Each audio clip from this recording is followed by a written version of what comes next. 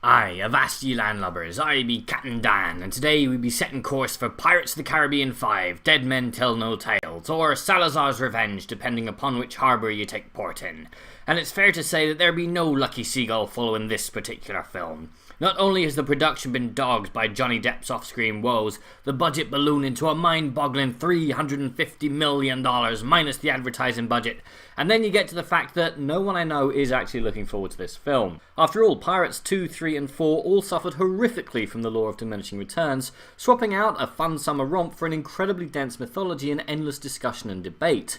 But, as always, expectations and rumours and apathy are checked at the door, and you know what? It's not half bad. It's not great by any stretch of the imagination, but it was never going to be. The original Pirates of the Caribbean is lightning in a bottle, a dead genre being saddled with a film based off of a theme park ride and starring an actor whose character was despised by everyone on set.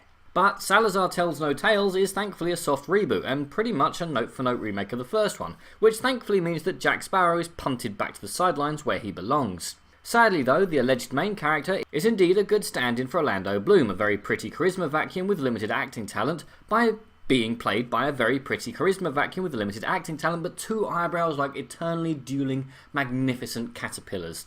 Keira Knightley's clone is Maze Runner survivor Kaya Scoladero, who keeps trying to bring science into a world where we've seen skeletons, witches, gods and resurrection. The plot's the usual Pirates nonsense of being very simple, but at the same time incredibly convoluted, and quite a few scenes and maybe a third of the cast could have been cut or trimmed down considerably. And if someone could have taken that sock out of Javier Bardem's mouth, that would have been lovely. Seriously, it's hard to take a villain with a grab bag of incredibly powerful but somewhat vague, seemingly use once then dispose of sea powers seriously when the only word I could make out was Sparrow. It was like a demented episode of Pokemon at times. Yes, some of the practical effects are amazing and the CGI is top notch and it's still fun, but there's just something stale about the whole thing.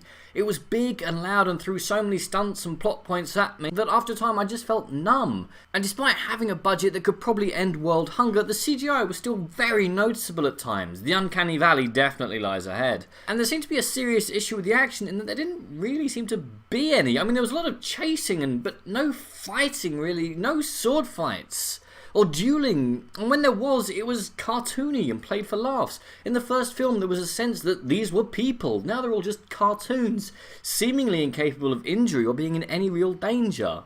As a film, yeah, this is passable. I would have liked a few more real stunts and for the coffee to be taken away from whichever 6-year-old was writing the script, but otherwise it was fine. A pleasant summer diversion, nothing more. I liked it, I'm slightly miffed by the size of its budget, but I have no intention of thinking about it ever again. One final point though, purely personal point. Despite having stayed awake through Moomins, Pixels, Fantastic and Terminator Genesis, my vastly superior other half managed to remain conscious for a mere quarter of this film's 129-minute runtime. Make of that what you will. I guess what I'm trying to say, guys, is if nothing else is on, yeah, go check this out. Otherwise, just don't bother, watch the original again. But what did you guys think? And what's your favourite pirate film? Comment below, let me know. I'm Daniel, it's been a dunking. If you've enjoyed this video, please like, share and subscribe.